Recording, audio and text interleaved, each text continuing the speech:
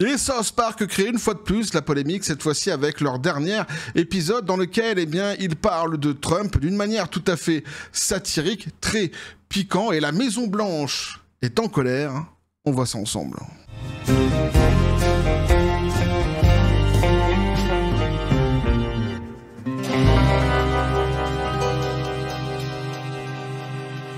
Et donc South Park, what about South Park?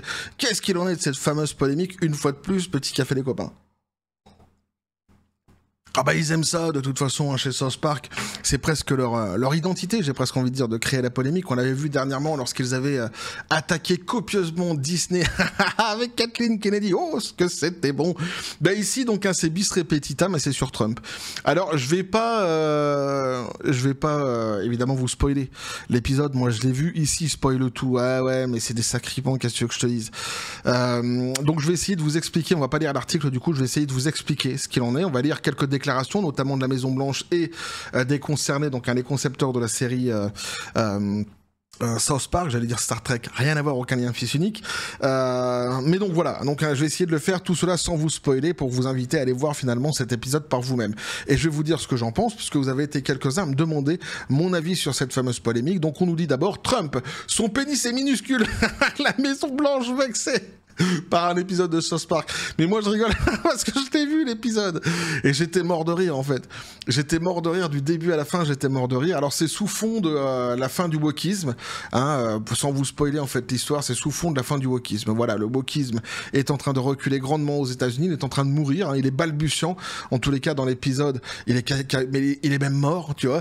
Et donc voilà, donc il se passe des choses et forcément tu vois qui dit fin du wokisme, forcément t'as la gouvernance Trump dans l'histoire, parce que lui attaque fortement le wokisme. Ce qu'il faut dire quand même, pour remettre un petit peu la citrouille au milieu du potager, c'est qu'il est vrai qu'il y a une surmultipliée qui a été passée par Trump pour justement kicker le wokisme aux États-Unis actuellement. Néanmoins, le recul du wokisme s'était déjà opéré avant l'arrivée de Trump et plusieurs mois avant son investiture à la Maison Blanche. Hein. Les entreprises, grand nombre d'entreprises avaient déjà commencé à faire des rétropédalages. Pourquoi ? Parce qu'en fait, il y a eu des audits tout simplement en interne qui ont été faites pour ces entreprises dès lors qu'elles perdaient du pognon, et ils ont ciblé le pourquoi elles perdaient du pognon, et généralement c'est le côté woke de la force qui revenait. Il y a eu plusieurs analyses qui ont été faites, parfois de plusieurs centaines de pages, je pense notamment celle de Nelson Peltz, l'un des investisseurs majoritaires de Disney, qui avait chiffré à plusieurs milliards de dollars les pertes financières dues au côté woke de la force, mais ça a été fait dans d'autres entreprises évidemment telles que Bud Light, etc., etc. Donc voilà, ça c'est pour remettre un petit peu la citrouille au milieu du potager. Quoi qu'il en soit, donc ici, on va lire d'abord bien les déclarations de la Maison Blanche où on nous dit donc alors ils sont pas contents, ils sont très fâchés effectivement. Donc on nous dit cette série n'est plus pertinente depuis plus de 20 ans et se maintient à grande peine avec des idées sans inspiration dans une tentative désespérée d'attirer l'attention, à estimer une porte-parole, Taylor Rogers. Le président Trump a tenu plus de promesses en seulement 6 mois que n'importe quel autre président dans l'histoire de notre pays, et aucune série de 4e ordre ne peut compromettre la série de succès du président Trump. De toute façon, il conteste pas ça vraiment dans la série, il conteste pas vraiment le fait qu'il ait réussi ou qu'il ait pas réussi ou qu'il ait pas tenu certaines de ses promesses. C'est pas ça en fait je vais vous l'expliquer un petit peu après sans vous spoiler, ce qui est plutôt mis en avant la satire qui est mise en avant autour de Trump. C'est donc un créateur, Trey Parker et Matt Stone. C'est mieux comme ça. Donc, viennent de conclure un accord de 1,5 milliard de dollars avec Paramount. Alors ça, faut le savoir. Et c'est bien parce qu'en fait, ça fait suite à la vidéo que je vous avais fournie dernièrement où je vous expliquais justement que Trey Parker, Matt Stone n'étaient pas contents de ce qui était en train de se passer entre Paramount et la fusion avec Skydance. Ils avaient peur pour leur capacité à créer, pour leur créativité. Ils avaient peur qu'ils finissent par être censurés finalement sur bien des points, notamment par exemple sur les plateformes de diffusion, mais pas que. Et ici, donc, un accord a été trouvé de 1,5 milliard de dollars avec Paramount pour que le studio américain puisse diffuser l'intégralité de la série sur sa plateforme de streaming Paramount+, pendant 5 ans dans le monde entier, selon le Los Angeles Times. Donc, cet accord comprend également la production de 50 nouveaux épisodes lors d'un panel jeudi au Comic-Con de San Diego, donc le plus gros festival au monde consacré à la pop culture. Matt Stone et Trey Parker ont révélé les récentes discussions internes concernant les représentations d'un faux pénis présidentiel. Et oui, puisqu'il est question évidemment de la tub donc de Donald Trump dans l'histoire. Alors ici, c'est dommage parce qu'on ne nous parle pas de Netflix. Et dans les recommandations, plutôt dans les revendications qu'avaient Trey Parker et Matt Stone, il y avait justement aussi Netflix. On a l'impression ici que, moyennant quand même 1,5 milliard de dollars, ils se soient assis eux-mêmes, donc ils se soient assoyés eux-mêmes, donc sur certaines de leurs revendications. L'argent, évidemment, se faisant. Enfin, je dis ça, c'est une supposition, parce que justement, on n'a pas l'intégralité de ces négociations. Là, j'ai uniquement ça sous les yeux par rapport à Paramount. Il n'est pas fait notion de Netflix, donc c'est ce que je devine. Si auquel cas, eh bien, je trouve des articles qui me contrediront, je vous le dirai dans le futur. Alors donc, ici, du coup, ils disent ok, ça c'est sur l'histoire du pénis, hein. Là on est en plein dedans les copains. Ils disent ok, mais on va flouter le pénis. Et moi je disais non, vous allez pas flouter le pénis, a raconté Parker au public, après toute une conversation entre beaucoup d'adultes pendant environ 4 jours autour d'un sgeg quand même. Parker a expliqué qu'il avait décidé d'ajouter des yeux au pénis pour éviter qu'il soit flouté. L'acquisition des droits de South Park intervient donc à un moment délicat pour Paramount, le régulateur américain des télécommunications. La FCC a approuvé jeudi sa fusion avec donc la société de production Skydance, moyennant des changements de ligne éditoriale au sein de la chaîne CBS, une condition très atypique. L'accord intervient au terme d'une séquence qui aura vu Paramount solder début juillet un contentieux judiciaire avec Donald Trump concernant une interview de Kamala Harris pour CBS, puis annoncer la fin de l'émission de Late Show with Stephen Colbert, dont l'animateur est très critiqué du président américain. Au sein de la gauche américaine, de nombreuses voix ont dénoncé ces décisions comme des gages de soumission à Donald Trump pour pouvoir réaliser la fusion avec Skydance. Alors oui, les gages de soumission, nanani nanana, voilà, oui, ça existe sans doute durant Trump, ça existait durant Obama, ça existait durant Biden, ça existait durant Bush, j'ai presque envie de dire, en général, aux États-Unis, c'est vrai que ça fonctionne un petit peu comme ça. Maintenant, pour être un petit peu plus complet sur l'histoire, sans trop vous spoiler, il y a d'abord, en fait, dans la polémique, cette histoire, donc, où il dort avec Satan, ce qui rappelle, en fait, il me semble qu'à l'époque, c'était avec Saddam Hussein, mais peut-être que je me trompe, vous me reprendrez dans les commentaires au cas où, mais il y avait aussi cette scène comme ça avec Satan et Saddam Hussein, donc ça rappelle un petit peu cela. Et Saddam Hussein ou Ben Laden, bref, on s'en fout, c'est un truc comme ça, quoi.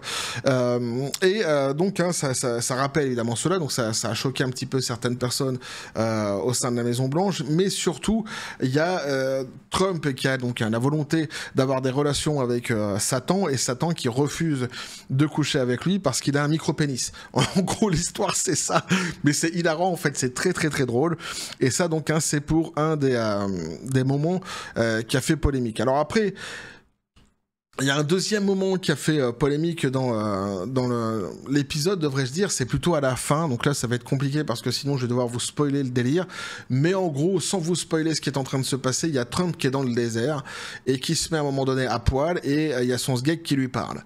Voilà, en gros c'est ça qui se passe. Et donc la manière dont il a été mis en scène, surtout par une intelligence artificielle, me semble-t-il, dans cette histoire-ci, etc., eh bien ça a choqué la Maison Blanche, le fait qu'il parle avec son sgeg, que son sgeg soit un micro-pénis, etc., tout cela a choqué la Maison Blanche, et donc c'est pour cela que la polémique est née. Alors il y a une grosse satire qui est faite autour de Trump, alors elle est moins sur ses décisions qui sont prises en réalité, c'est plus sur le personnage en lui-même, avec une espèce de dichotomie entre sa volonté de réinstaller quelque part eh bien, les mœurs chrétiennes aux États-Unis avec sa vie, la vie qu'il mène lui, une vie comme ça, un petit peu casanière, avec plein de femmes autour de lui, surtout par le passé, on l'a connu comme ça. Puis il y a cette relation qui est faite à un moment donné aussi avec la lettre Epstein, la liste Epstein. Là aussi, je vais pas vous spoiler, donc à regarder l'épisode, les copains, mais tout ça en fait participe à cette polémique qui a secoué une partie de de l'Amérique et surtout, il faut bien le reconnaître, au sein du gouvernement. Moi, personnellement, ce que je pense de tout cela, je peux vous le dire clairement, il s'en prend plein la tronche, c'est vrai. Trump, là-dessus, il s'en prend plein la tronche, mais comme d'autres s'en sont pris plein la tronche par le passé, que ce soit Kathleen Kennedy, que ce soit d'ailleurs Bob l'éponge taré, Bob Iger, le PDG de Disney.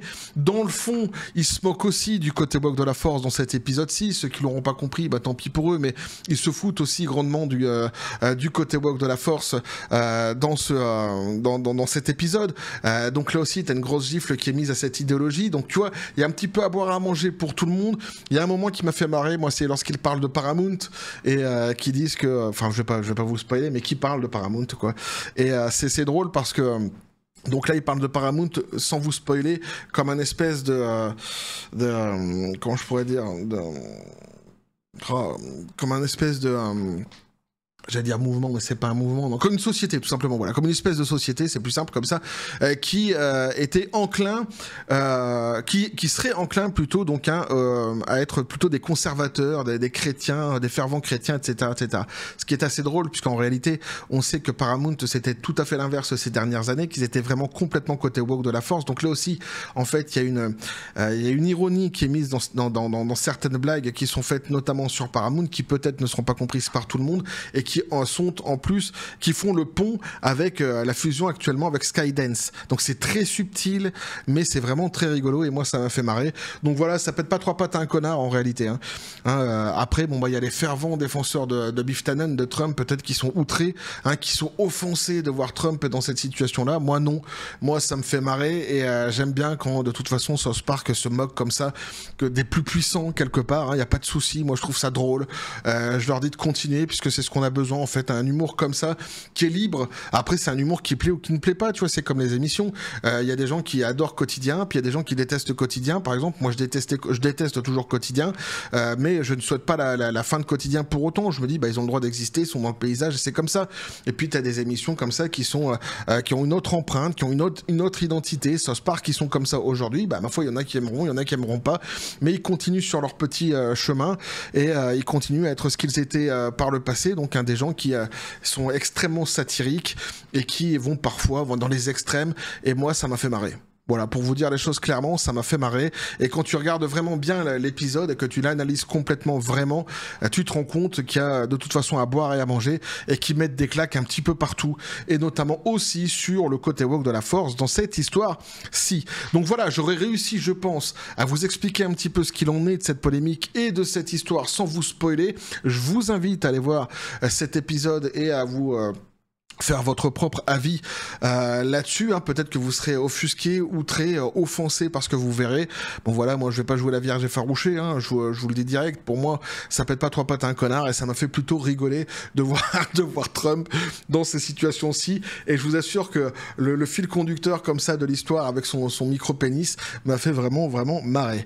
Quoi qu'il en soit, n'hésitez pas à me dire donc ce que vous en pensez dans les commentaires, les copains, vous abonner si le contenu vous a plu, activez la petite cloche pour les prochaines notifications, les prochaines vidéos qui vont arriver, à balancer un like, à partager la vidéo. Vous avez tous mes réseaux sociaux qui sont dans la description des vidéos, n'hésitez pas à venir et à vous abonner aux réseaux sociaux pour justement donner de la force à la chaîne. Ouais, c'est gratuit et puis ça fait justement la promotion de certains messages que je diffuse sur cette chaîne, si vous êtes d'accord avec ces messages-ci. Sur ce les copains, je vous dis comme toujours, la John Spartan, paix et félicité, pistolet à proue, c'est à toi, qu'est-ce que tu penses de tout cela? C'est du South Park. Et South Park, c'est du South Park. Voilà, c'est ce qu'il a dit. Qu'est-ce que tu veux que je te dise? Mais oui, c'est vrai, c'est ça. T'as des épisodes que t'aimes plus que d'autres. T'as des épisodes qui te choquent moins que d'autres. Des épisodes qui te choquent plus que d'autres. C'est South Park.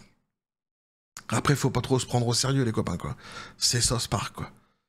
Tout va bien. Bref, on va continuer à suivre tout ce délire sur cette chaîne, toujours dans la joie et la bonne humeur. Et que la force soit avec vous.